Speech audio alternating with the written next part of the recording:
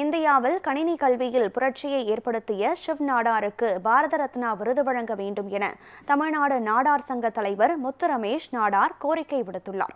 சென்னை போரூரில் அவர் செய்தியாளர்களுக்கு அளித்த பேட்டியை தற்போது பார்க்கலாம். இந்தியாவின் கணினி கல்வியின் பிதாமகன் சிவநாடார், பத்மவிபூஷன் சிவநாடார் அவர்களுக்கு பாரத ரத்னா விருது வழங்கணும் சொல்றோம்.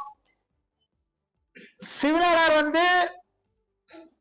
ஐடி இன்ஃபர்மேஷன் டெக்னாலஜில இந்தியாவில் மிகப்பெரிய புரட்சி ஏற்படுத்தியவர்.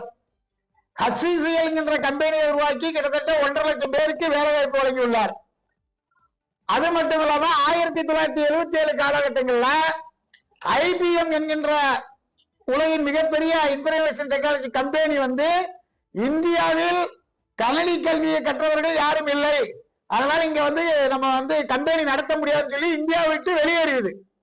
அந்த காலகட்டத்தில் நெட் அந்த கம்பெனி உங்களுக்கு எல்லாம் தெரிஞ்சிருக்கும், national institute of information technology அப்படிங்கிற கல்வி நிறுவனத்தை உருவாக்கி இந்தியாவில் அதிக அளவிற்கு மாணவர்கள் கல்வி கற்க, அது கணினி கல்வி கற்க வேண்டும் என்கிற அடிப்படையில் லட்சக்கணக்கான கணினி பொறியாளர்களை உருவாக்கியவர் ஐயா சிவனார் அவர்கள்.